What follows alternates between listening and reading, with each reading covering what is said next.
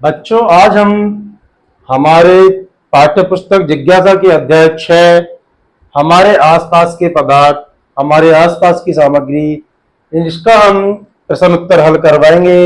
इसमें पहला प्रश्न दिया हुआ है। देखो बच्चों, अपने रसोई घर में जाएं और देखें कि अपने माता पिता ने विभिन्न खाद्य सामग्रियों को किस प्रकार व्यवस्थित किया हुआ है।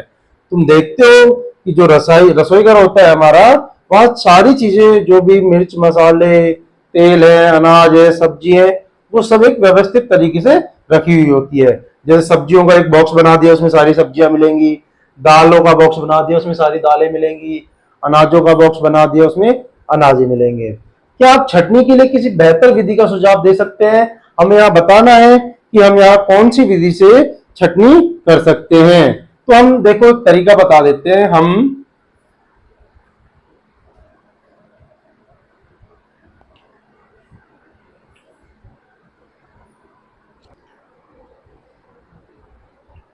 अब इसको हम कैसे व्यवस्थित कर सकते हैं रसोई घर में? देखो, हम वस्तुओं को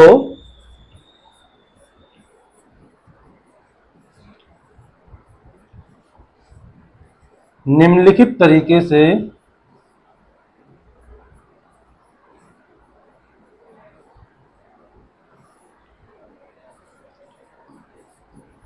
व्यवस्थित कर सकते हैं।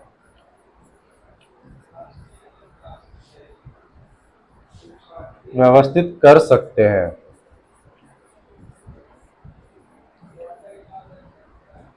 मान लो दालें हैं, हम दालों का एक बॉक्स बना देंगे। उसमें हम लिख देंगे मसूर, चना, उड़द, ऐसे हम लिख देंगे। मसाले, जो भी मसाले हैं उनको हम एक जगह रख लेंगे। जीरा, मिर्च, हल्दी, सौंफ। और हम तीसरा क्या रख सकते हैं? देखो, सब्जी का बना सकते हैं। कौन कौन सी सब्जी होती है एक साथ में रखी होती है? जो सब्जी का, टमाटर, आलू, प्याज, ऐसे हम क्या है इनको व्यवस्थित कर सकते हैं। एक बना देंगे हम तेल का, सरसों का तेल,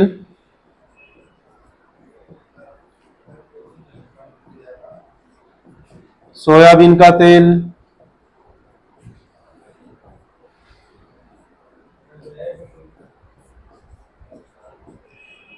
तो इस प्रकार से बेटा हम अपने रसोई घर में अपने माता पिता की सहायता कर सकते हैं। उनको बोल सकते हैं कि हम रसोई घर को इस प्रकार व्यवस्थित कर सकते हैं। दालों का एक बॉक्स बना दिया, उसमें मसूर, चना, उड़द, अरहर, मूंग आदि दालें हमने रख देते हैं उसमें। ऐसे ही क्या करेंगे, मसालों का एक बॉक्स कॉलम बना दिया, उसमें सारे मसाले एक साथ अलग अलग रख दिए। जैसे जीरा, मिर्च, हल्दी, सौंफ, अजवाइन, ये सारे मसाले हमने एक साथ रख दिए। उसके बाद सब्जी का बॉक्स बना दिया, जिसमें सारी सब्जियां एक साथ रख दी, टमाटर, आलू, प्याज। उसके बाद हम तेल का बॉक्स बना लेते हैं, जैसे सरसों का तेल है, सोयाबीन का तेल है। इस प्रकार हम क्या कर सकते हैं, इनको व्यवस्थित कर सकते हैं। अगला प्रश्न आता है हमारा, स्तंभ वन में दिए गए अक्षरों को सही क्रम में लिखे और प्राप्त शब्द का मिलान स्तंभ में दिए गए उसको गुणों से करें। अब देखो स्तंभ वन में क्या है, उलट पलट के देख रखा है शब्द। सही शब्द बनाने पहले तो हमें, और उनके आधार पर जो सेकंड स्तंभ है उनसे मिलाना है। अब ये यहां दिया हुआ है वृद्ध, तो ये सही होता है द्रव्य। इसको हम सही तरीके से लिख सकते हैं द्रव्य। अब ऐसे ही ये लसी घुलन दे रखा है, ये होता है घुलनशील। पहले तो हमें क्या है, इनको सही शब्द बनाना है और फिर मिलान करना है। अब ये दे रखा है रपारसिद, ये होता है पारदर्शी। पारदर्शी। उसके बाद दे रखा है जतिमय, इसमें हम इसको क्या बोलते हैं बेटा, द्वितीयमान बोलते हैं। द्वितीय, इसका मतलब होता है चमकदार सतह, उसको द्वितीय बोलते हैं। अब देखो द्रव्य, द्रव्य क्या होता है, प्रत्येक वह वस्तु जो स्थान घेरता है और जिसका द्रव्यमान होता है वो द्रव होता है। अब देखो स्तंभ सेकंड में क्या दिया हुआ है, दूसरे नंबर पर, तो द्रव का हो गया स्थान, घेरता है उसका द्रव्यमान। अब घुलनशील, जो पदार्थ घुलनशील होता है, जल में पूरी तरह घुल जाता है, वो क्या होता है? घुलनशील। अब देखो इसका दे रखा है ये चौथे नंबर पर, इसका हो गया जल में घुलन पूरी तरह घुल जाता है। अब देखो ग में दे रखा है पारदर्शी। पारदर्शी का मतलब है अगर हमारे सामने कोई पारदर्शी वस्तु रखी है तो हम उसके आर पार आसानी से स्पष्ट रूप से जो भी चीजें वो हमें दिखाई दे सकती है। तो पारदर्शी का हो गया फर्स्ट नंबर पर, जिनके आर पार स्पष्ट रूप से देखा जा सकता है। उसके बाद आता है द्वितीय। इसका मतलब है जो चमकदार सतह होती है उसको हम द्वितीय बोलते हैं। तो चमकदार सतह तीसरे पर लिखी हुई है द्वितीय। इस प्रकार हमारा ये दूसरा प्रश्न पूरा होता है। अगला प्रश्न है हमारा, दुकानों और घरों में सामग्री रखने के लिए जिन पात्रों का उपयोग किया जाता है वे प्राय पारदर्शी होते हैं। इसके कारण क्या होता है बेटा? इसलिए हम रख सकते हैं कि अगर जो भी सामान हम उसमें डालते हैं वो हमें आसानी से दिखाई दे। तो तीसरे का आंसर हो गया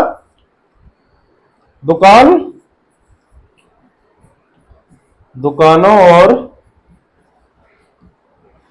घरों में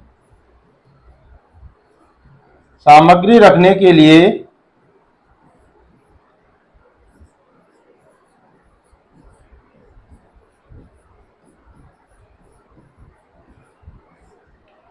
जिन पात्रों का उपयोग पारदर्शी पात्रों का उपयोग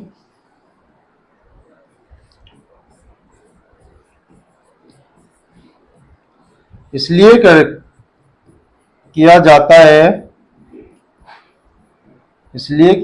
है क्योंकि जो भी वस्तुएं या अपशिष्ट पदार्थ हम उनमें डालते हैं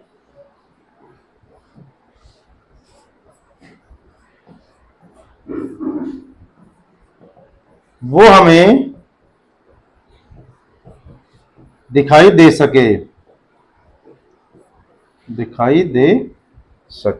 इसलिए हम क्या करते हैं, घरों और जो हमारी दुकानों के सामग्री रखने के लिए पात्रों का उपयोग बनाए जाते हैं उनको हम आसानी से देख सके। क्या होता है बेटा, जो भी हम पदार्थ रखते हैं, हाँ ये अपशिष्ट पदार्थ नहीं आएगा बेटा, जो भी पदार्थ होते हैं हम उनको आसानी से इसलिए देख सके जो भी हमारे पारदर्शी है। जैसे हमने हमारे रसोई घरों में भी तुमने देखा होगा जो पात्र रखे होते हैं उनमें हम जो भी सामान डालते हैं वो हमें आसानी से दिखाई दे, इसलिए हम उनको पारदर्शी बना रखते हैं जिससे वो आसानी से हमें दिखाई दे, वहां को देखने में हमें कोई दिक्कत ना हो। चौथा प्रश्न है हमारा, बताइए कि नीचे दिए गए कथन सही है या गलत है और गलत कथनों को सही करके लिखिए। हमें बताना है कि कौन सा कथन सही है और कौन सा गलत है। अब यहां इसमें बताना है लकड़ी पारभासी है जबकि कांच अपारदर्शी है। तो इसमें देखो गलत दिया हुआ है, लकड़ी पारभासी है जबकि कांच अपारदर्शी है। हमारा जो कांच होता है वो पारदर्शी होता है, इसमें क्या होता है, कांच पारदर्शी होता है और लकड़ी होती है वो होती है अपारदर्शी, इसलिए गलत है। अगले में दिया हुआ है एल्युमिनियम की पन्नी में चमक होती है जबकि रबड़ में नहीं। सही है ये कि एल्युमिनियम की पन्नी में चमक होती है जबकि रबड़ की में नहीं होती, बिल्कुल सही है। चीनी जल में घुल जाती है जबकि लकड़ी का बुरादा नहीं। आपने देखा होगा कि चीनी जल में घुल जाती है जबकि लकड़ी का बुरादा नहीं घुलता। ये भी हमारा आंसर सही है। सेब एक द्रव है, सही बात है, सेब एक द्रव है क्योंकि ये स्थान या जगह घेरता है, उसका वजन भी होता है। क्योंकि यह कोई स्थान नहीं घेरता और इसमें द्रव्यमान है, ये इसका जो कारण है ये गलत दे रखा है इसमें, क्योंकि यह स्थान नहीं घेरता। स्थान तो घेरता है, ये स्थान घेरता है और इसमें द्रव्यमान है, तो ये गलत हो गया। हमने सही कर दिया कि द्रव्यमान नहीं घेरता की जगह हमने घेरता है। अब अगला प्रश्न है हमारा पांचवा, हम विभिन्न सामग्रियों जैसे लकड़ी, लोहा, प्लास्टिक, बांस, सीमेंट और पत्थरों से बनी कुर्सियां देखते हैं। हमने हमारे आसपास एक लकड़ी, लोहा, प्लास्टिक, बांस, सीमेंट और पत्थरों से बनी कुर्सियां देखी हुई है बहुत सारी। कुर्सी बनाने के लिए सामग्री के कुछ वांछनीय गुण दिए हुए हैं नीचे। कौन सी सामग्री इन गुणों को पूरा कर सकती है? अब देखो, कठोरता, लंबे समय तक उपयोग के बाद भी बैठने पर मुड़ती या हिलती नहीं। हमें बताना है कि इन सामग्रियों में से हम किसकी बनाए जो लंबे समय तक उपयोग करने के बाद भी हिले या फिर खराब ना हो। अब आपने देखा होगा, लोहे की जो कुर्सी होती है, लोहा, सीमेंट, सीमेंट की कुर्सियों के भी हम लंबे समय तक उपयोग कर सकते हैं। और पत्थर, इनसे जो बनी कुर्सियां होती है उनका क्या होता है, कठोरता पाई जाती है, लंबे समय तक हम उपयोग करने के बाद भी वो बैठने पर मुड़ती या हिलती नहीं है। खेमे दिया हुआ हल्का भार, एक स्थान से दूसरे स्थान तक ले जाने में, उठाने में आसानी हो। अब देखो, लकड़ी, लकड़ी तो थोड़ा भारी भी हो सकती है और हल्की भी हो सकती है, तो हम लकड़ी नहीं मान सकते। उसके बाद आता है ये बांस, बांस हल्का होता है बिल्कुल। बांस के बाद है प्लास्टिक, भी हल्की होती है।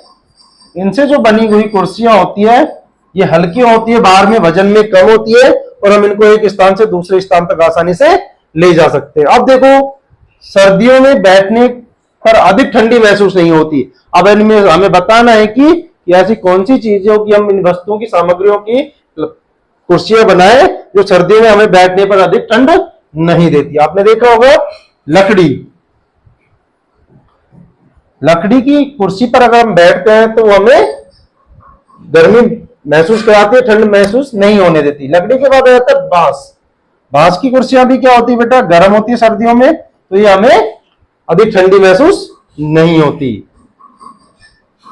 घेरे दिया है, इसे नियमित रूप से साफ किया जा सकता है, लंबे समय तक उपयोग के बाद भी नई जैसी दिखती है। आपने देखा होगा, प्लास्टिक की जो भी कुर्सियां होती है, प्लास्टिक की कुर्सी हमारे घरों में होती है, उनका हम लंबे समय तक उपयोग कर सकते हैं और उपयोग करने के बाद साफ करने पर वो हमें नई सी दिखाई देती है।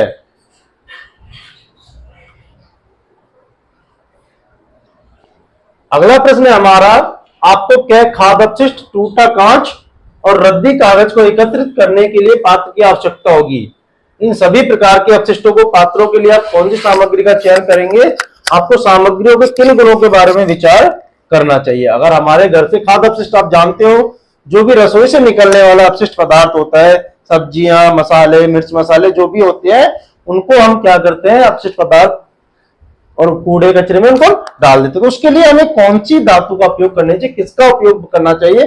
अब देखो, हम उसके लिए प्लास्टिक, आपने देखा होगा हमारे घरों में जो भी कूड़े कचरे के पात्र बने होते हैं वो किसके बने होते हैं? प्लास्टिक के बने होते हैं। किसके बने होते हैं? वो प्लास्टिक के बने होते हैं। तो खाद्य अपशिष्ट के लिए हम प्लास्टिक से बने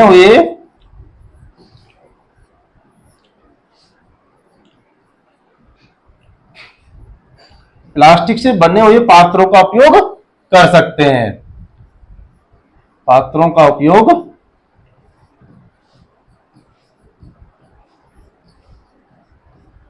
कर सकते हैं। अब हमारा टूटा हुआ कांच, हमारे पास अगर टूटे हुए कांच है तो हम उनके लिए किस प्रकार के उनका उपयोग कर सकते हैं? अगर हम हल्के प्लास्टिक के पात्रों का उपयोग करेंगे तो कांच हमारे चुभ सकता है, इसलिए हमें क्या है, धातु या लोहे से बनी जो भी पात्र होते हैं वस्तुओं का चयन करेंगे जिससे वो भारी हो। टूटे हुए कांच के लिए हम क्या करेंगे, लोहे या भारी धातु, लोहे या भारी धातु से बने पात्रों का उपयोग करना चाहिए।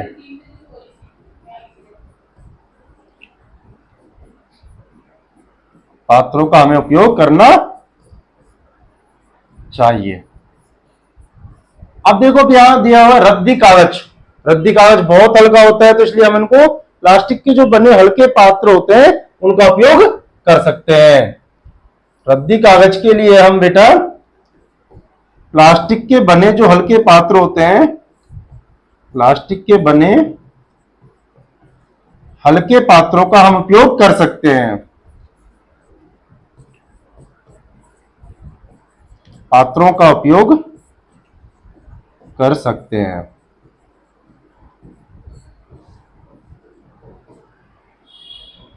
अगला प्रश्न है अब हमारा 7वां। हमारे चारों ओर पारदर्शी वायु है, लेकिन ये हमें एक दूसरे को देखने से नहीं रोक सकती। क्या होता है, हमारे यहाँ चारों ओर पारदर्शी वायु है और ये हमें हमारे चारों ओर एक दूसरे को देखने से नहीं रोक सकती। वहीं यदि बीच में लकड़ी का दरवाजा आ जाए तो हम एक दूसरे को नहीं देख पाते। आपने देखा होगा कि अगर हमारे घर में 2 रूम है और बीच में अगर लकड़ी का दरवाजा हम लगा दें तो हम हमारे रूम के बाहर जो भी व्यक्ति हम उसको नहीं देख पाएंगे, लेकिन हमारे चारों ओर वायु है और हमें एक दूसरे से देखने से नहीं रोक सकते। अब हम जहां भी हैं, कहीं भी खड़े होते हैं, कहीं भी बैठे हैं, वायु होती है, तो वायु के कारण हम एक व्यक्ति को दूसरे आमने सामने देख सकते हैं। क्यों? अब इसका हमें आंसर बताना है। ऐसा इसलिए होता है क्योंकि वायु रिक्त स्थान है और लकड़ी का दरवाजा है, सबसे उपयुक्त विकल्प चुनिए। अब देखो, हम कब वस्तुओं को हमारे सामने से देख सकते हैं? अगर वहां कोई पारदर्शी हो। पारदर्शी का मतलब जिसके हम आर पार देख सकते हैं। और लकड़ी का दरवाजा क्या होगा? अपारदर्शी। लकड़ी का दरवाजा अपारदर्शी होता है, जिससे हम हमारे सामने या व्यक्ति बैठा है तो हम उसको नहीं देख पाएंगे। इसका आंसर हो जाता है क्या? पारदर्शी। वायु पारदर्शी है और लकड़ी का दरवाजा अपारदर्शी है। अगला प्रश्न है हमारा 8वां। कल्पना कीजिए कि आपके पास 2 अज्ञात सामग्रियां हैं, क और ख। जब आप सामग्री क को दबाने का प्रयास करते हैं तो यह कठोर महसूस होती है और आसानी से अपना आकार नहीं बदलती, जबकि दूसरी ओर जब आप सामग्री ख को दबाते हैं तो वह आसानी से अपना आकार बदल लेती है। अब जब आप दोनों सामग्रियों को जल में मिलाते हैं तो केवल क सामग्री पूरी तरह से घुल जाती है, जबकि सामग्री ख अपरिवर्तित रहती है। सामग्री क और ख क्या हो सकती है? क्या आप पहचान सकते हैं कि सामग्री क कठोर है या नरम? सामग्री ख और क्या हो सकती है? अपने तर्क की व्याख्या कीजिए। अब देखो, हमें यहां बताना है कि 2 वस्तुएं दी हुई है। एक को अगर हम दबाते हैं तो वह कठोर महसूस होती है, वो आकार में अपना आसानी से नहीं बदलती, और दूसरी होती है उसको दबाते हैं तो आसानी से बदल लेती है। अब देखो, यहां जो चीनी के क्रिस्टल होते हैं, चीनी होती है, हम उसको दबाते हैं तो कठोर महसूस होती है। उसके बाद अगर हम उसको जल में घोलते हैं तो पूरी तरह घुल भी जाती है जल में। देखो, तो क्या हो गया? चीनी। अगर हम इसको घोलते हैं तो चीनी को हम आसानी से जल में घोल सकते हैं। उसके बाद अगर देखें और दबाते हैं तो ये कठोर महसूस होती है। उसके बाद दूसरी क्या चीज हो सकती है? हमारी ख। ख में हो सकता है हमारा स्पंज। अगर हम स्पंज या कपास, रुई को हम आसानी से पानी में भिगोते हैं या दबाते हैं, अगर हम दबाते हैं तो दब जाती है, आपने देखा होगा। आसानी से छोड़ते हैं तो वापस वही अपनी स्थिति में आ जाती है। अगर हम उसको जल में भिगोए तो वो आसानी से भीगती नहीं है, पानी उसमें भर जाएगा परंतु वो घुलती नहीं है। तो हम यहां लिख सकते हैं कपास या रुई। अब ये क्या होता है? कठोर होती है। चीनी कठोर होती है बेटा, आपने देखा होगा, और जल में घुल जाती है।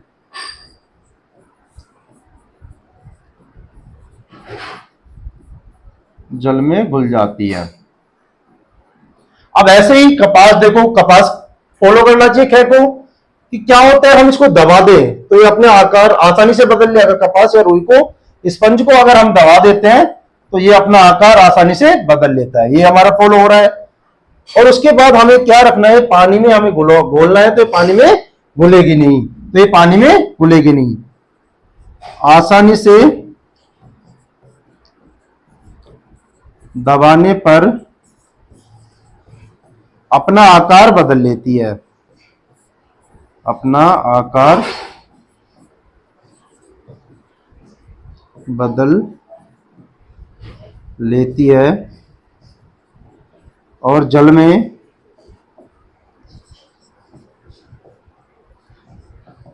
अघुलनशील होती है। आपने देखा होगा, रुई जल में नहीं घुलती है, अघुलनशील है। 9वां प्रश्न है हमारा, इसमें पहला दिया हुआ है कि मैं कौन हूं? दिए गए गुणों के आधार पर मुझे पहचानो। यहां बताया हुआ है उसके गुण कौन कौन से हैं और इन गुणों के आधार पर हमें बताना है कि वो क्या हो सकता है। पहला इसमें दिया हुआ है मैं चमकदार हूं। चमकदार आपने देखा होगा, हमने इस चैप्टर में पढ़ा, चमकदार होती है धातुएं। तो इसका आंसर हो गया धातु। धातु चमकदार होता है, मुझे आसानी से संपीड़ित किया जा सकता है। अभी हमने पढ़ा था आसानी से संपीड़ित हम किसको कर सकते हैं, स्पंज को, उसको हम आसानी से दबा सकते हैं, संपीड़ित कर सकते हैं। मैं कठोर हूं और जल में घुलनशील हूं, ये भी अभी हमने देखा था पिछले क्वेश्चन में कि चीनी जो होती है कठोर होती है और उसको हम जल में आसानी से घोल सकते हैं। तो इसका आंसर हो गया चीनी। आप मेरे आर पार स्पष्ट रूप से नहीं देख सकते, आपने देखा होगा हम स्पष्ट रूप से कब नहीं देख सकते, अगर कोई वस्तु पारभासी है, जो चिकनी सतह होती है, जैसे कोई तेल में लगा हुआ कागज होता है, बटर में लगा हुआ कागज होता है, तो हम उसको आसानी से सामने नहीं देख सकते। तो यहां आ जाएगा बटर पेपर, उसमें हम आसानी से आर पार नहीं देख सकते।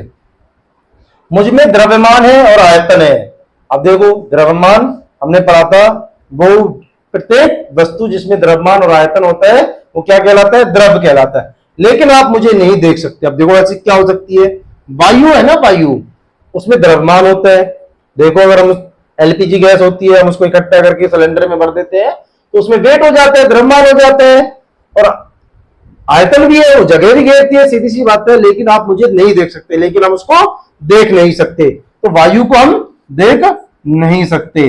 इसका आंसर हो जाएगा वायु। अगला प्रश्न है हमारा, आपको अग्रलिखित सामग्रियां प्रदान की गई है। पहला है सिरका, शहद, सरसों का तेल, जल, ग्लूकोज, गेहूं का आटा। सामग्रियों के कोई ऐसे दो जोड़े बनाए जहां एक सामग्री दूसरे में घुलनशील हो, और कोई दो जोड़े बनाए जहां एक सामग्री दूसरे में अघुलनशील हो। इसमें से हमें ऐसा बनाना है कि दो सामग्रियां तो आपस में एक दूसरे के घुलनशील हो और दूसरी सामग्री घुलनशील हो, यानी घुले ना। अब देखो यहां से पहले हम बना लेते हैं घुलनशील।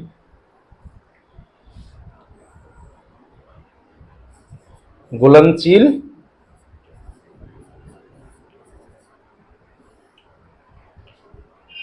सामग्री दो बनानी है हमें, घुलनशील और यहां बना लेते हैं अघुलनशील।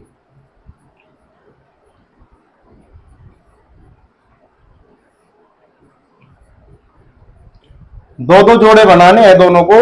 तो पहला हम देख लेते हैं घुलनशील में, यहां दिया हुआ है जल।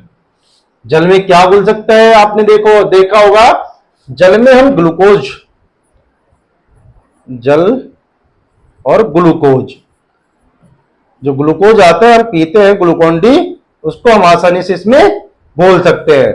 दूसरा देखो क्या क्या घुल सकता है। पहला तो हमने बोल दिया जल में ग्लूकोज, या जल में सिरका, एसिटिक एसिड होता है, जल में सिरके को भी घोल सकते हैं आसानी से, सिरका।